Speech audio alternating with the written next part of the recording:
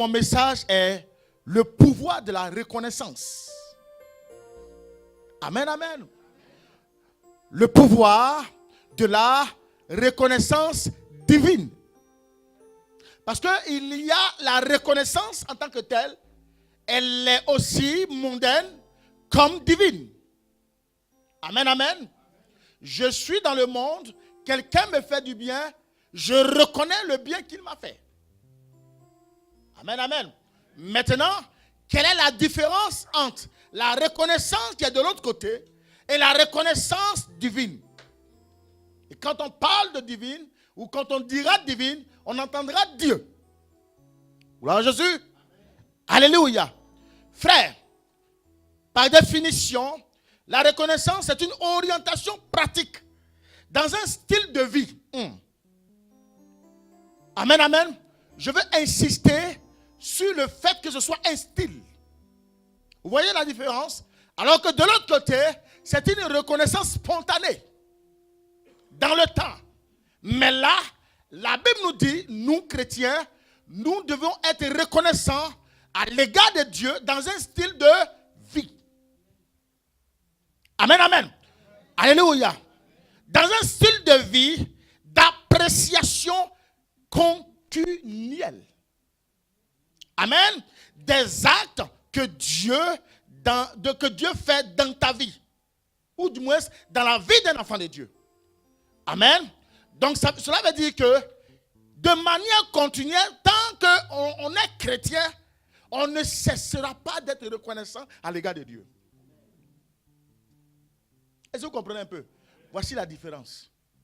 Tant que je suis chrétien, je ne cesserai pas de reconnaître la grandeur de Dieu dans ma vie, quelle qu'en soit la situation. Amen, amen.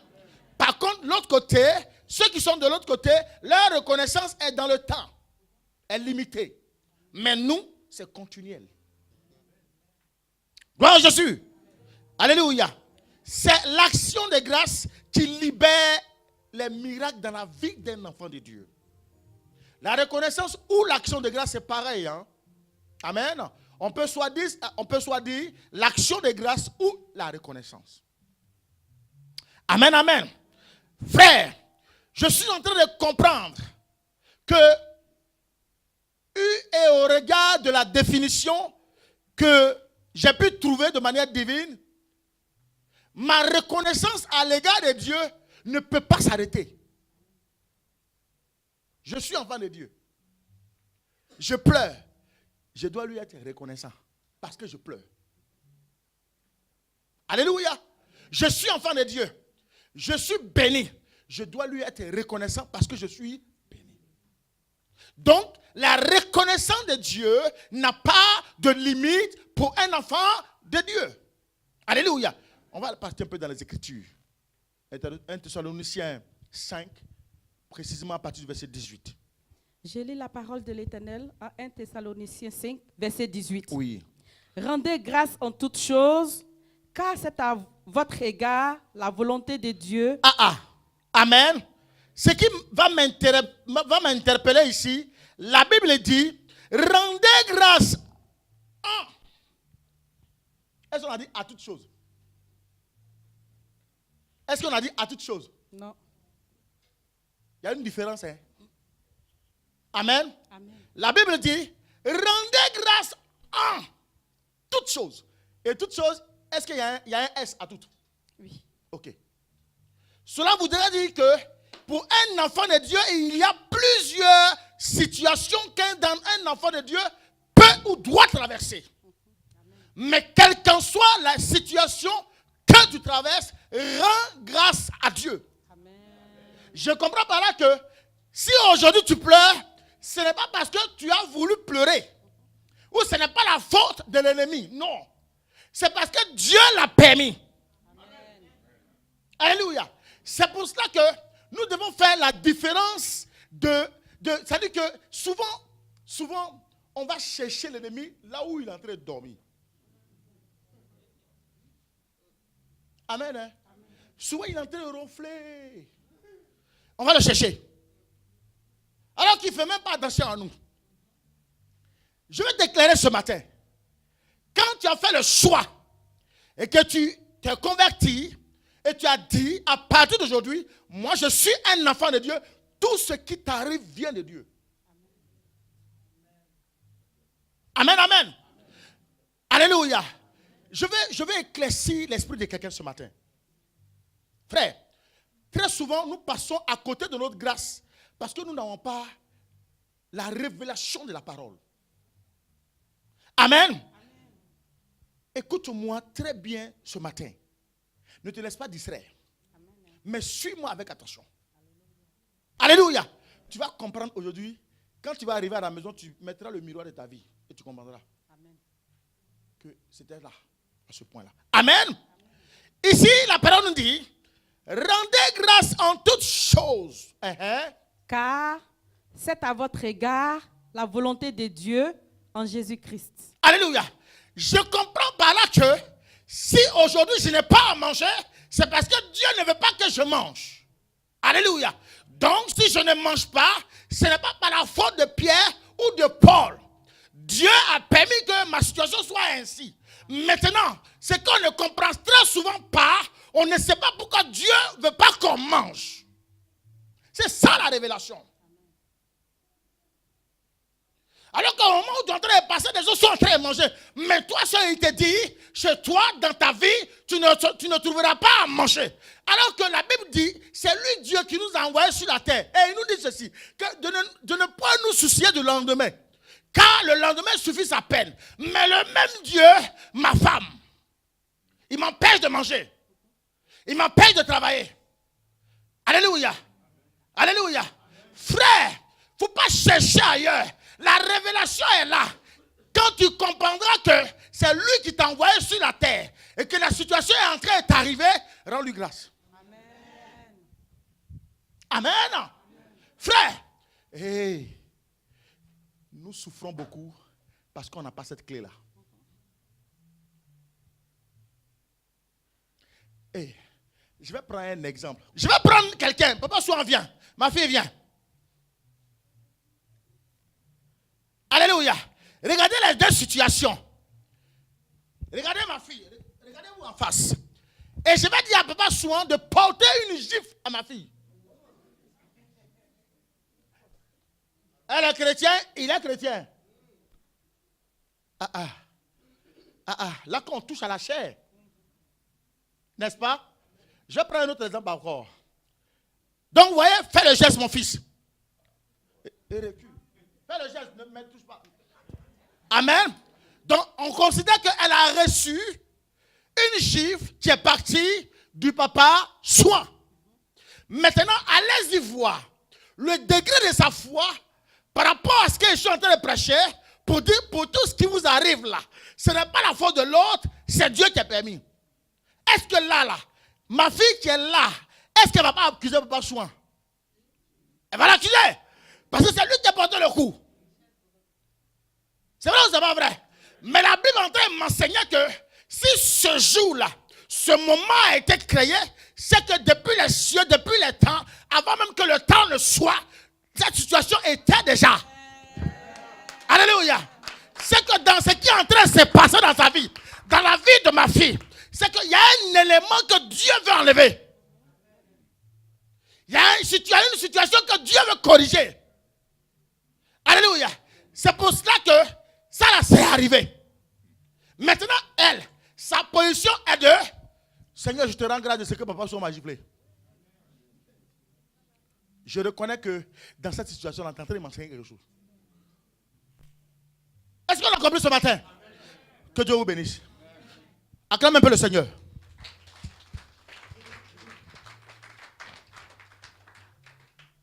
Amen. Frère, la reconnaissance est la volonté du Père. C'est ce que Dieu veut, pas ce que tu veux. La reconnaissance, je reprends encore. La reconnaissance est la volonté du Père. C'est ce que le Père veut qui t'arrive. Quand tu es chrétien. Je dis bien quand tu es chrétien. Maintenant, c'est à toi de jauger ton cœur. Est-ce que réellement tu es chrétien ou tu es de l'autre côté? Amen, amen. Mais alors, quand on est chrétien, et c'est ta foi, est fondamentale en Christ, le fondement est en Christ, et que tout ce que tu fais est en Christ, tout ce qui t'arrive, malheur, bien, tout ce que tu peux imaginer dans ta vie, c'est parce que Dieu le veut. Alléluia. Dieu, c'est vrai. Il veut, tout à l'heure nous avons vu comment nous l'avons magnifié par l'adoration. Il veut que nous l'adhérons. Il veut qu'on le loue.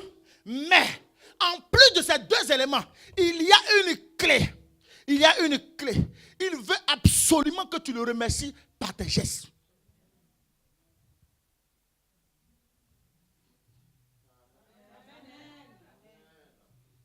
Alléluia. Par tes gestes, par tes mots, par ta reconnaissance réelle de ce qu'il existe dans ta vie. Il veut que tu le magnifies. Alléluia. Gloire à Jésus.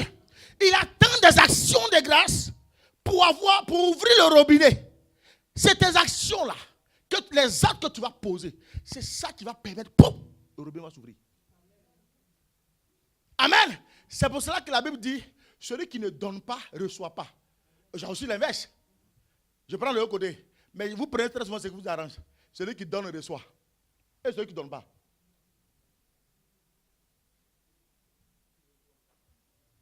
Clair. Celui qui ne donne pas, ne reçoit pas. Donc vous comprenez que, en tant qu'enfant de Dieu, quand vous donnez, vous ne donnez pas à Papa Zadi. Non. Ou à la sœur Liati. Non. Parce que vous êtes chrétien, j'ai Jésus qui vit en vous. Tout ce que vous donnez à Dieu. Mais tant que tu te dis dans ton esprit que ce que tu donnes au pasteur, comprends que ta grâce, le robinet ne peut pas s'ouvrir. Parce que là, tu es en train de donner de l'autre côté. Mais en disant que, en donnant dans l'église, ou en donnant à un frère, ou à une soeur, en apportant ici, je suis en train de donner à Dieu, alors Dieu, pourquoi? Parce que tu l'as élevé dans tes actes, dans tes actions de grâce, il est obligé d'ouvrir le robinet du miracle. Alléluia. Donc vous comprenez que dans cette relation où il a besoin de nos actes, afin qu'il nous bénisse, il y a un miracle qui est attaché, dont le robinet attend. Frère, il n'y a personne d'autre qui peut ouvrir ton robinet. C'est toi-même. Amen. C'est pour cela que très souvent, beaucoup ne reçoivent pas parce qu'ils font beaucoup d'églises.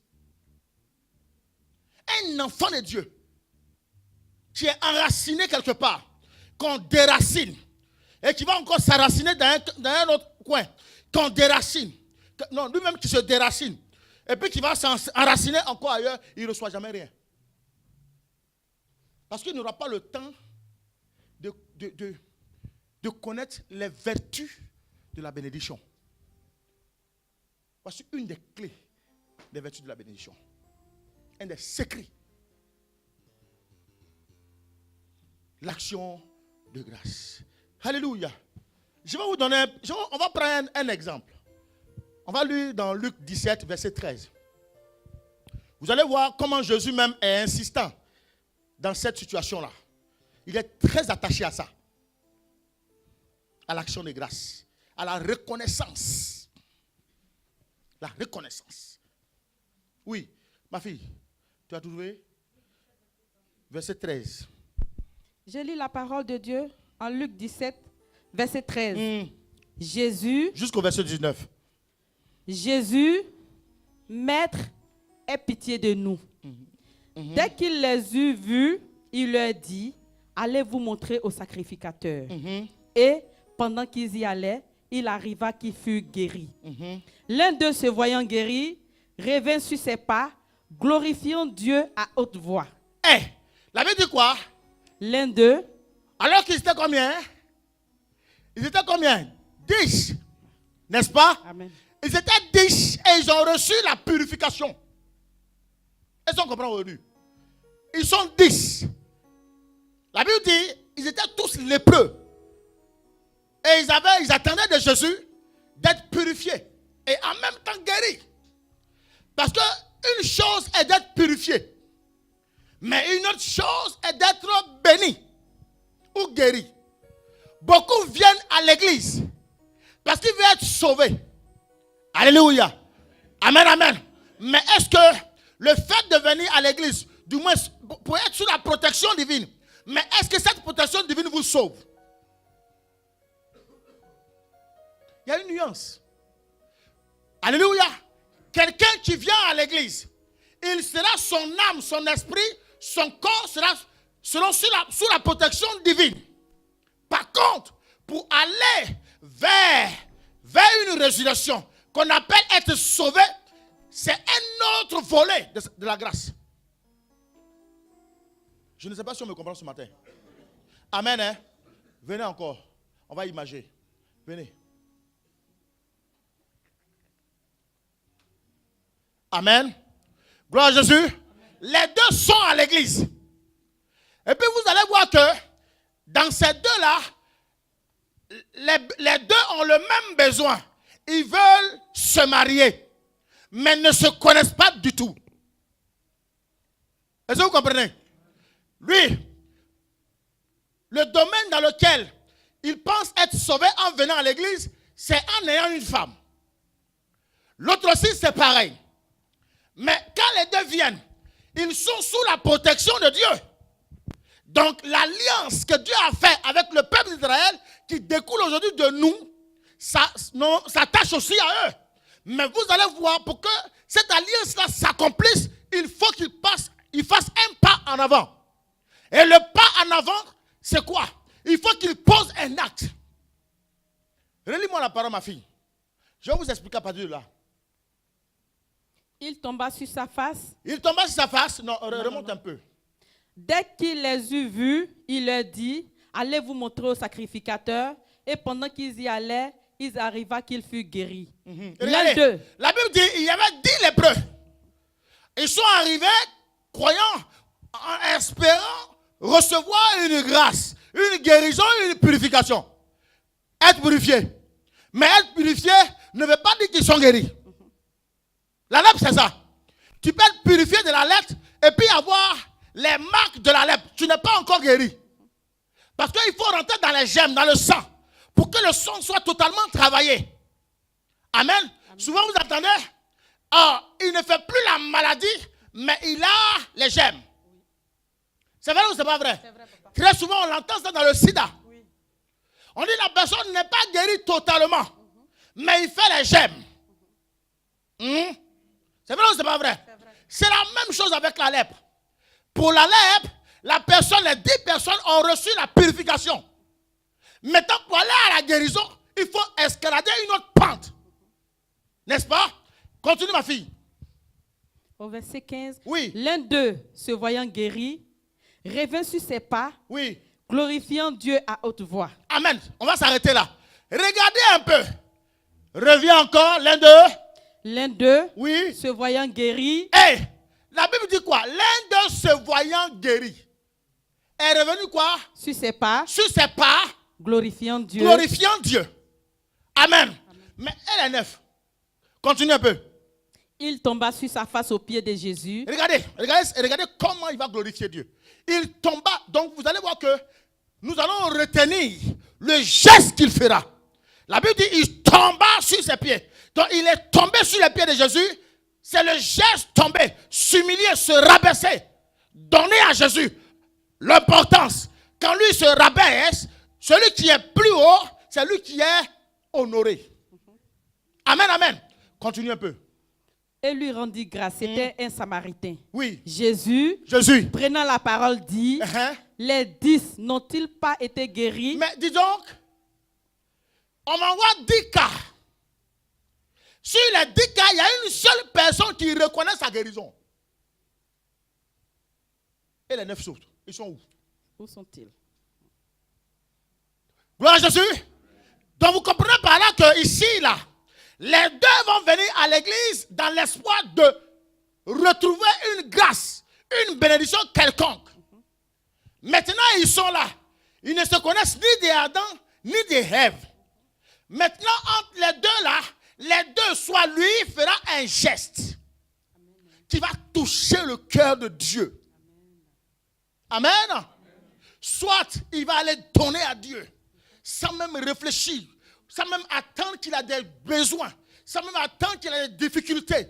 Il va d'abord regarder à ce qu'il attend de Dieu. Et il va partir, il va glorifier Dieu. Et tous les jours, il est là. Parce que la Bible dit continuellement. Donc, il ne fait pas aujourd'hui pour s'asseoir. Ah, j'ai l'habitude de le faire. Je l'ai fait déjà une fois, non. Mais la Bible nous dit ici continuellement.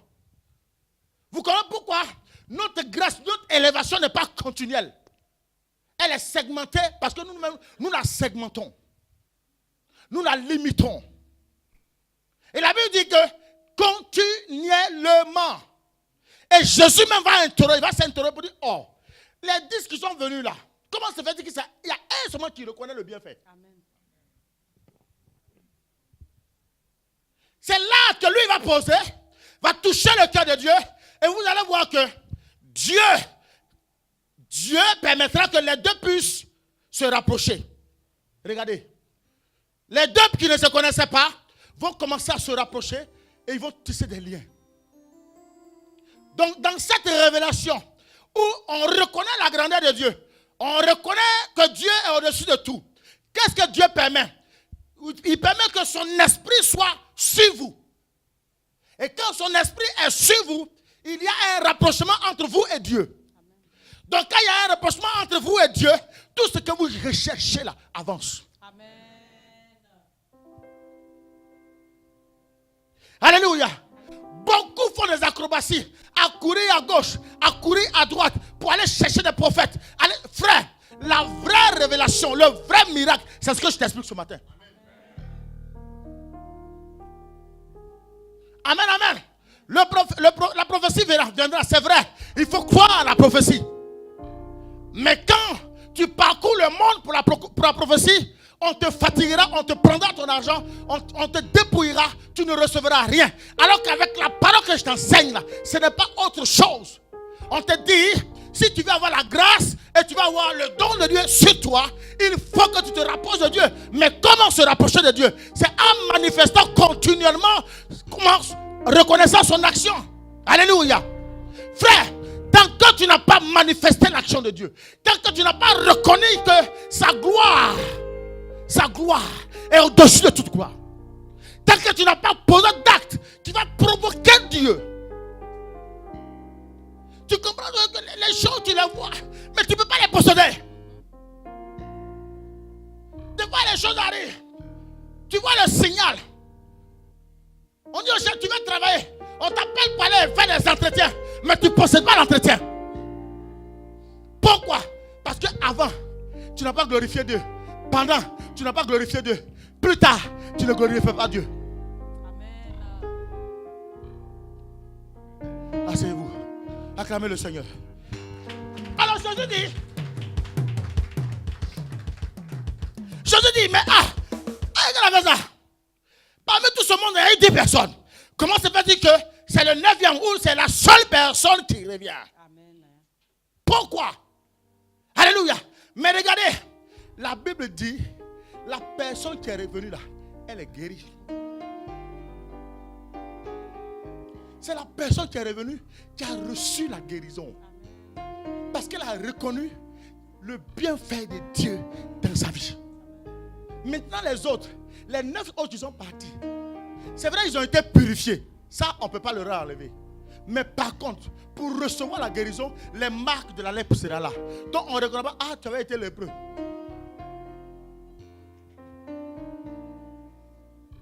Amen, hein? Amen. Frère, beaucoup de gens ont mis sur leur tête une malédiction quelconque. Frère, ces gens-là, même quand tu as ouvert la porte, le gars est venu, il a dormi, il a mangé, il a bu. Tu l'as même deux fois donné ton argent. Il n'a pas reconnu, il est parti, il ne dit rien. Je suis en train de t'enseigner la parole vivante. Parce que tant que tu parleras, tant que tu t'énerveras, tant que tu appelleras à tout Paris pour dire, regardez ce qu'il m'a fait, le Dieu que tu sais là ne fera rien. Alléluia. Ce que je vais te dire ce matin, c'est de rester dans ta position et de glorifier Dieu pour ce qui t'est arrivé. Certainement sa position dans ta maison allait diviser ton foyer. Dieu a permis qu'il parte pour que tu sois en paix. Alléluia. La Bible me dit que Pharaon, pour laisser le peuple d'Israël, il a essayé de tourner Dieu avec une fourberie. Aujourd'hui, il dit non, demain, il dit oui. Aujourd'hui, il dit oui, pendant que les gens viennent, Moïse vient, il dit non. Dieu dit laissez-le. Amen. Dieu a permis cela. Il a retourné son cœur pour tuer ses enfants. Il fallait que son cœur soit endurci pour qu'il soit frappé. C'est comme ça que je vais parler à un enfant de Dieu ce matin. Frère, tes ennemis là pour les avoir, tant que leurs cœurs ne sont pas endurcis, Dieu ne peut pas les frapper. Pour te libérer, il faut que tu vois l'acte que pose l'autre afin que Dieu s'acharge. Alléluia. Frère, mais toi, Dieu te demande une seule chose. Glorifie-le simplement. Il dit pour ce qui m'arrive, parce qu'il arrive à mon enfant, aide mes enfants, glorifie, qu'il me glorifie simplement. Je ne cherche rien, je ne veux rien d'autre. Glorifie-le. C'est pour cela que David était l'homme selon le cœur de Dieu. La Bible enseigne que David, quand il allait au lieu de prière, il allait 10 fois. Dans la journée, il pouvait aller 10 fois. Et pendant les 10 fois, il y avait 3 fois où il partait et qu'il priait simplement. Mais les 7 autres fois, il adorait Dieu. Il glorifiait Dieu. Il magnifiait Dieu. Il disait à Dieu, je reconnais tes bienfaits. Même dans la vallée de l'ombre de la mort, je reconnais que tu es Dieu. Alléluia. Frère, combien sommes-nous à glorifier Dieu dans les situations les plus extrêmes? On va s'arrêter là. On va regarder à ce qui se passe.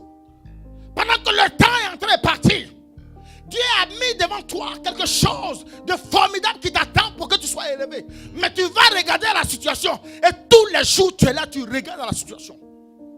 Tu ne peux pas avancer.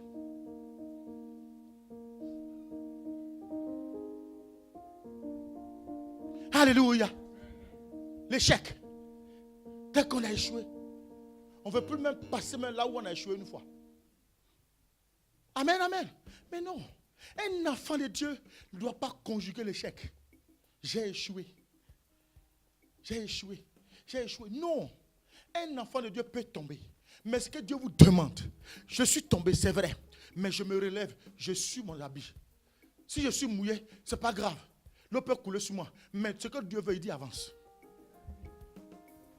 Prends ton courage et avance.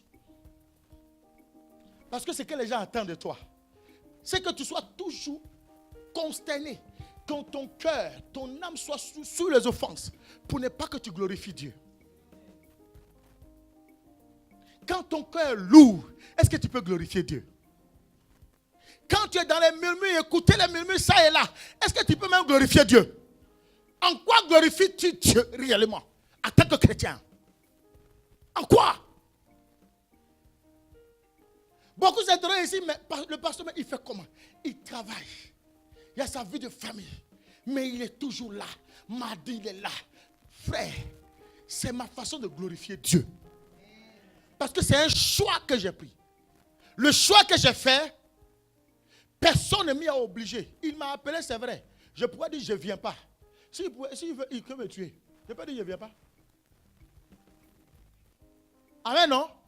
Maintenant, la conséquence là, je peux vivre la conséquence? Est-ce que Samson n'a pas fait le choix? Samson a fait le choix. Dieu l'a prévenu plusieurs fois. Mais à cause de femmes, il s'est entêté. Il a fait le choix de demeurer dans sa position. Et sa position lui a valu la conséquence de sa vie. Amen.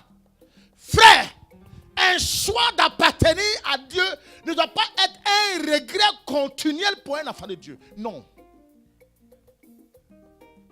Un choix d'appartenir à Dieu, Dieu, quand tu lui appartiens, ce qu'il voit dans la vie de son enfant, c'est la résurrection de Christ. Et la résurrection de Christ dans ta vie ne peut être que le changement radical de ta vie pour apporter à l'existence ce qui n'existe pas. Mais quand ta vie est toujours pareille, la même, on peut dire un jour, non, c'est vrai, avant lui, mais aujourd'hui, il a ou elle a changé. Mais de manière continuelle, c'est pareil. Frère, non.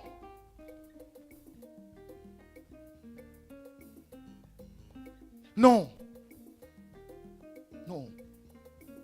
Frère, quel est l'acte que tu poses?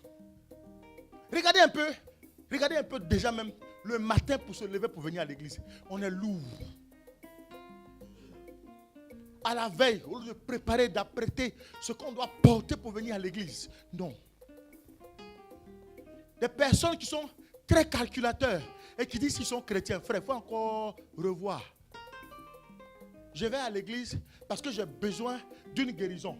Donc par rapport à cette guérison, je vais m'attacher à l'église. Parce que si je suis là-bas, une fois guéri, là c'est bon.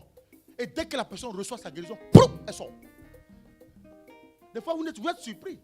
Mais nous, pasteurs, on ne peut pas prendre le micro pour venir vous expliquer point par point ce pour lequel telle personne est sortie. Non.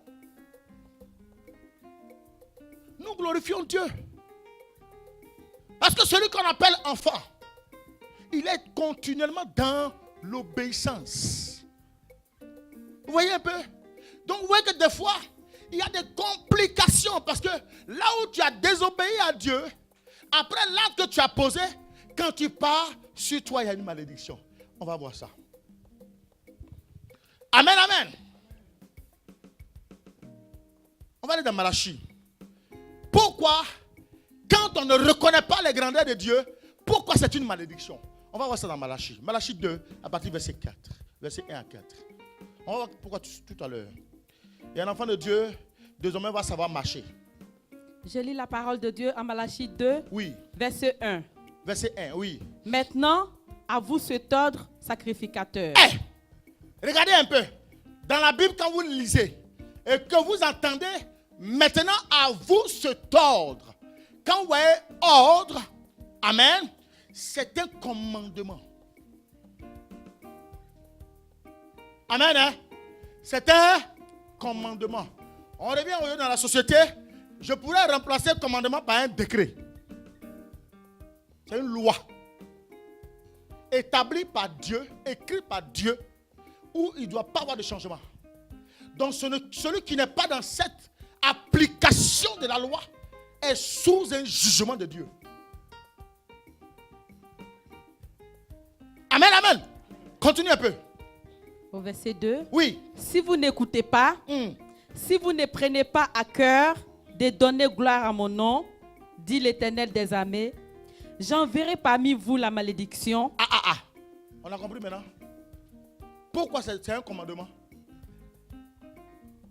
Il dit si vous ne m'écoutez pas. Si vous ne m'écoutez pas. Yes. Si vous ne prenez pas à cœur. Si vous ne prenez pas à cœur. De donner gloire à mon nom. De donner. Frère, moi je ne sais pas. Hein. Ma fille Yati, Dieu t'a pris, non? Tu veux le servir, non? Tu te lèves le matin. Il dit donne-lui gloire. Ça te coûte combien de temps? Il dit si vous ne m'écoutez pas, si vous ne donnez pas gloire à mon nom, donner gloire au nom de Dieu, c'est de le magnifier. Seigneur, je reconnais que tu es Dieu. Je te magnifie, je te lève. Je célèbre ton saint nom. Le matin, 5 minutes. Si vous ne prenez pas à cœur de donner gloire à mon nom, dit l'Éternel des armées, oui. J'enverrai parmi vous. J'enverrai parmi vous. La malédiction. La malédiction.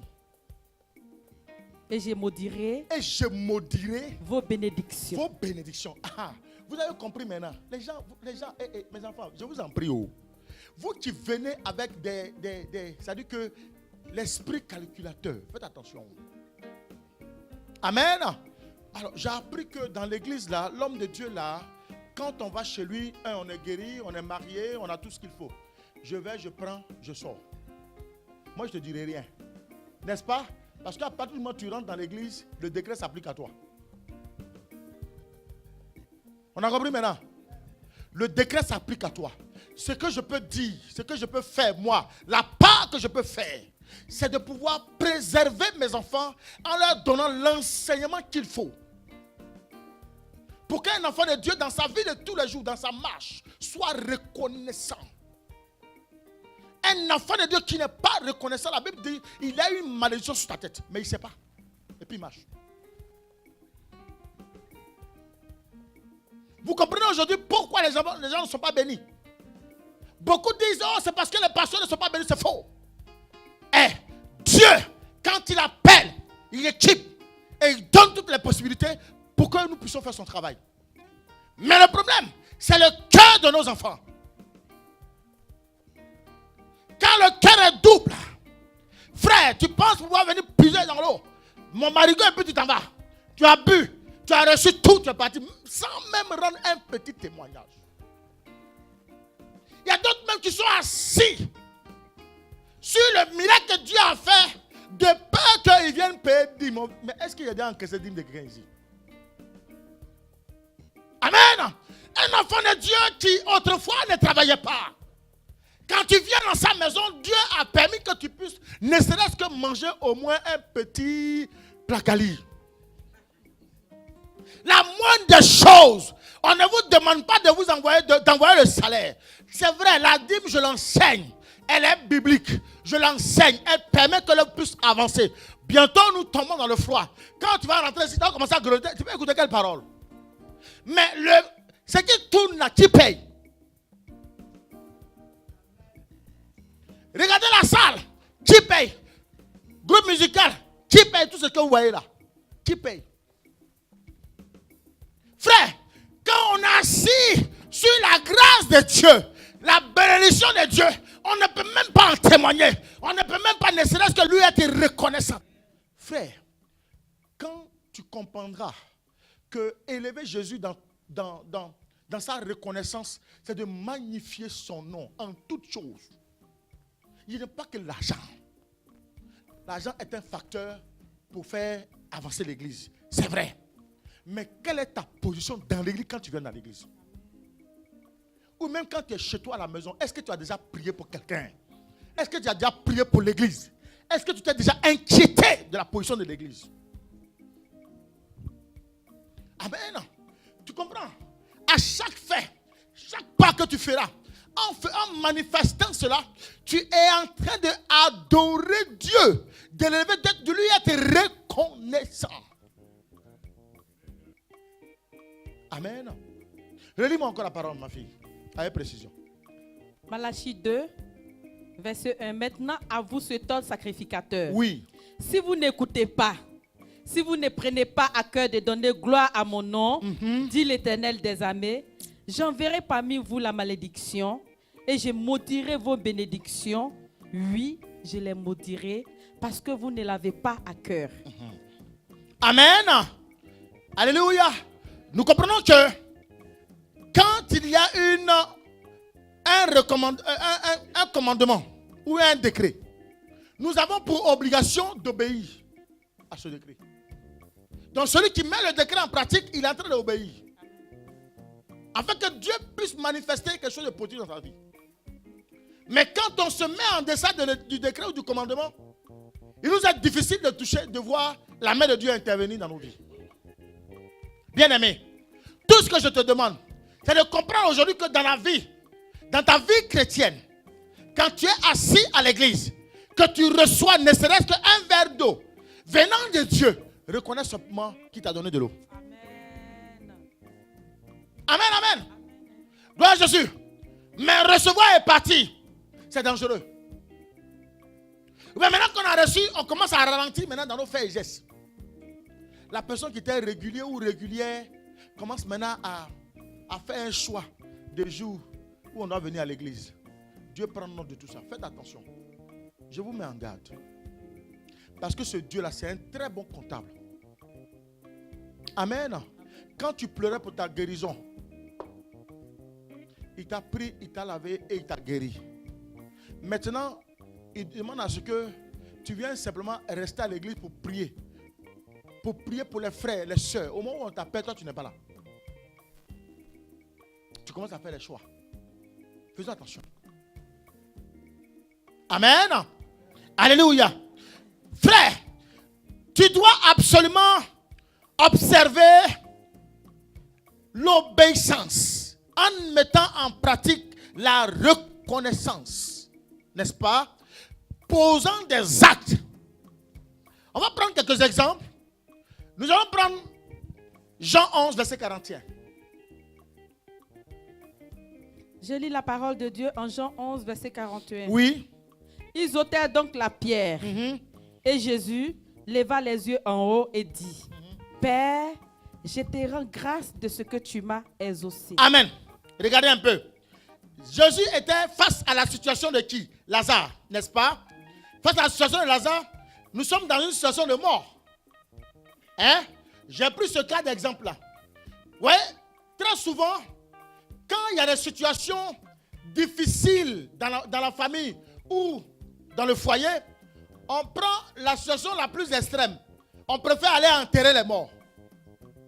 Non, parce que tel est mort, donc je ne viens pas à l'église. Je vais aller au funérailles. Et encore le funérailles, tu ne viens pas à l'église. Et un enfant de Dieu manque l'église un dimanche. Et puis ça ne lui fait rien du tout. Amen.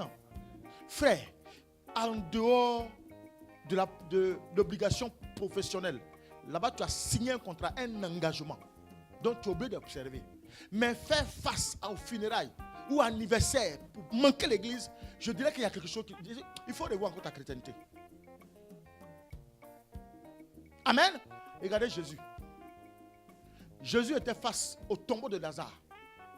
Mais là, est-ce que vous pensez qu'à ce niveau-là, est-ce que là, il y a personne de dire, Seigneur, je te rends grâce de ce que tu as tué Lazare? Comment Marie et Marthe vont se comporter? Hein? Les Juifs là vont le frapper. Allez au pays bêté. Et puis tu vas regarder un cercueil. Pendant qu'on veut l'enterrer. Et puis tu dis, Seigneur, je te rends grâce de ce que tu l'as pris. Pendant que ces enfants sont se lamenter, se tuer, se brûler même le corps. Parce que leur père ou bien leur maman est parti. Quand tu viens là, Seigneur, je te rends grâce de ce que tu l'as pris. Amen. Mais ce que Jésus voulait révéler à l'église, avec une telle attitude, c'est pour dire, peu importe la situation dans laquelle tu te trouves, quelle qu'en soit la situation, tu dois rendre grâce à Dieu.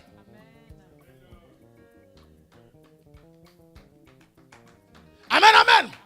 Frère, nous attendons d'être d'abord très riches avant de venir ici pour dire Dieu m'a béni. Non. Même dans les petites choses, provoque la grâce de Dieu, la grandeur. La Bible, c'est un robinet. Donc dans le robinet, l'eau ne tarit jamais, l'eau de Dieu ne tarit jamais. Ses bénédictions ne tarissent jamais. C'est pour cela que quand tu as les petites choses, ou même quand des fois tu dis que tu n'en as pas, c'est mon dernier billet, mais je vais aller donner à Dieu. Je vais voir ce qu'il va pouvoir faire. Ou bien je vais entreprendre une entreprise. Dès lors tu as eu l'idée d'entreprendre, il faut commencer à rendre grâce à Dieu. À poser des actes. Amen. Quelqu'un est malade, mais on va à l'hôpital, pas de solution. Partout on va, pas de solution. Maintenant, remets ce sort-là entre les mains de Dieu en posant un acte. Vous avez souvent remarqué que après des prières intenses, je veux dire, venez sceller. Amen. C'est de rendre grâce à Dieu. Pour dire que ces prières-là ne viennent pas d'un homme, mais ça vient de toi, Dieu. Donc, je scelle ma prière. Amen. Frère, ce que j'ai remarqué, nous, les francophones, nous ne savons pas adorer Dieu. On ne sait pas rendre grâce à Dieu. Bougez un peu, voyez un peu. Allez un peu du côté des anglophones. En Angleterre. Allez un peu vers les États-Unis, vous allez voir. Allez voir un dimanche. Quelqu'un même qui a été le pire des gangsters. Mais dimanche, il ne reste pas chez lui. Il se lève, il va à l'église. Et il va magnifier Dieu, il va adorer Dieu. Et même l'argent du contribuable qu'il a pris là, il prend ça, il va donner à Dieu. Amen. Frère, ce qu'il manque à l'église francophone, c'est comment reconnaître la grandeur de Dieu par les actes que nous devons poser pour provoquer Dieu. Regardez, je vais sortir un peu de mon message. Regardez un peu le musulman. N'est-ce pas? Pour ceux qui sont passés par là comme moi, à l'époque, pour donner là, ce n'était pas un problème pour le musulman. Le musulman donne beaucoup. Amen. Il fait beaucoup d'actions de grâce. C'est ce que vous appelez un sacrifice là. Mais le bon terme, c'est action de grâce. Il en fait beaucoup. Tant dans la nourriture, tant même dans le partage, comme ça, en donnant de l'argent là. Ils n'ont pas peur de donner. Parce qu'ils savent que s'ils donnent là, ils vont recevoir. Amen. Mais nous, église, on vient dimanche. Dîme, il n'y a pas. Action de grâce, il n'y a pas. Offrande, il n'y a pas. Frère, nous allons voir un deuxième cas. On va prendre Acte 16, verset 25. Vers le milieu de la nuit, Paul et Silas priaient et chantaient les louanges de Dieu. Et les prisonniers les entendaient. Uh-huh. Tout à coup, Oui. il se fit un grand tremblement de terre, en sorte que les fondements de la prison furent ébranlés. Au même instant, toutes les portes s'ouvrirent et les liens de tous les prisonniers furent rompus. Le geôlier se réveilla et lorsqu'il vit les portes de la prison ouvertes, il tira son épée et allait se tuer, pensant que les prisonniers s'étaient enfuis. Amen. Dans cette présence, dans cette parole-là, il y a plusieurs révélations. Il y a des personnes très souvent qui sont liées ou qui sont sous condamnation de la sorcellerie. Amen. Donc nous considérons que c'est des prisonniers. Amen, amen. C'est des prisonniers, comme Paul et Silas. Amen. Là, Paul et Silas sont en prison parce qu'ils font l'œuvre de Dieu. Amen, amen. Donc vous vous rendez compte que quand un enfant de Dieu est en prison, la façon dont Paul, même dans la prison, est-ce qu'il s'est tué? Amen. Il ne s'est pas tué. Étant en prison, il glorifiait Dieu. Mais je veux vraiment comprendre ici, là. Je veux savoir combien ici de personnes vont pouvoir glorifier Dieu en prison. Non, disons-nous la vérité ce matin-là.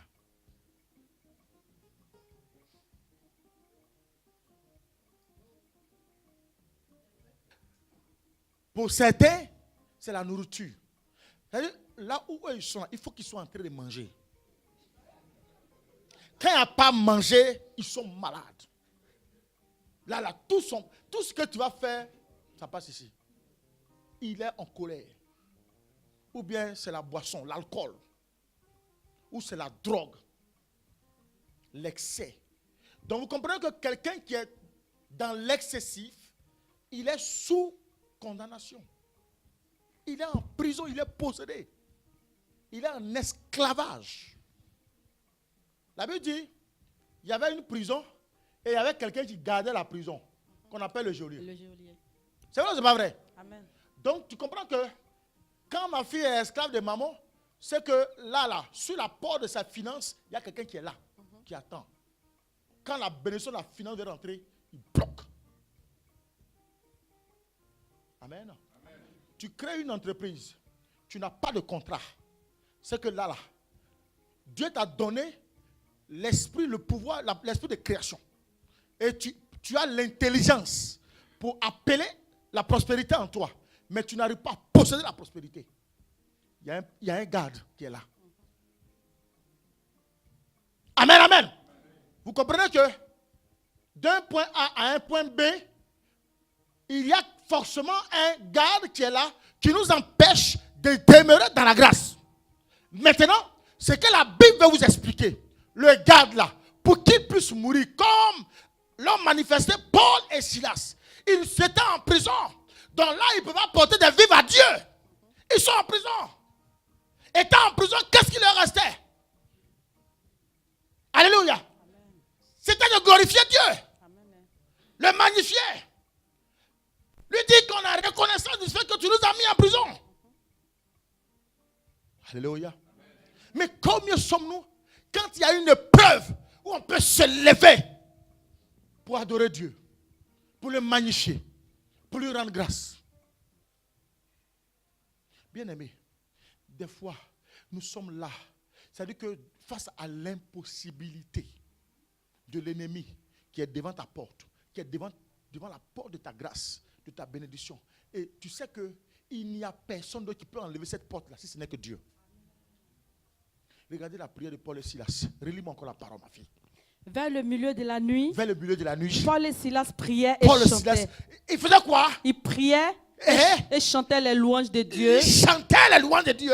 Et les prisonniers les entendaient. Et les prisonniers ont entendu la voix de Paul et Silas. Bien-aimés, ce que Dieu nous recommande ce matin, dans cette parole, ce qu'il veut nous enseigner ce matin, c'est de dire, lève-toi, pose un acte, sois reconnaissant. Tu es en train de pleurer, tu veux venir, tu veux être guéri. Il n'y a pas de guérison. Tu es parti à l'hôpital, on dit qu'il n'y a pas de solution. Par tout ce que tu as fait, il n'y a pas de solution. Quand c'est comme ça, là, ne cherche plus ailleurs. Abandonne-toi entre les mains du Seigneur. Et en le faisant, mon frère, distingue-toi. J'ai apporté un enseignement à mes enfants où il y a 3 types de serviteurs. Il y a le serviteur simple. C'est-à-dire, on vient à l'église, on a assis. Ça, c'est le serviteur simple. Il y a le serviteur comment? Qualifié. Celui-là qui se fait distinguer par les actes qu'il pose. Et il y a le serviteur élevé. Celui-là, ça dit que c'est un fou de Jésus. Lui, quand je ne comprends pas que, ça dit, vous prenez à la légère. Ce n'est pas moi qui vis, c'est Jésus qui vit en moi. Jésus vit en toi et tu ne manifestes pas ses grâces. Il y a quand même il y a un paradoxe. C'est ça, non? C'est paradoxal. Quand Jésus est en toi, là, frère, les chemins sont ouverts comme ça. Pourquoi? Parce que quand tu dis, je suis dans une église, ça dit l'avancement de l'œuvre de Dieu, là où tu es établi, est d'abord prioritaire dans ta vie. Celui qui est sur l'église, non. Dans mon église ici, on ne fait pas ça. J'ai vu des personnes se lever contre d'autres qui voulaient saccager l'église. Non, pas ici. Tu peux aller faire ça partout, mais pas ici. Frère, c'est une façon de poser un acte vis-à-vis de Dieu. Quand tu te lèves et tu protèges ton église et tu permets en sorte qu'il n'y a pas de déchets qui y rentrent. Ferme-la, tu peux parler de tout. Je t'en prie, n'arrive pas sur ce point-là. C'est mon église.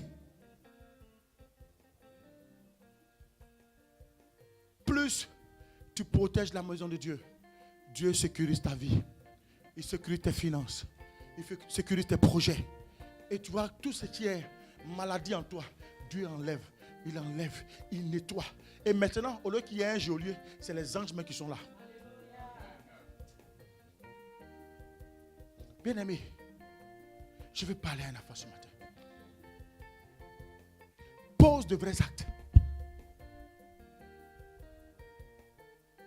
La situation que tu vis là, Dieu sait. Il sait que la situation est là, mais il attend un déclic de toi. Amen.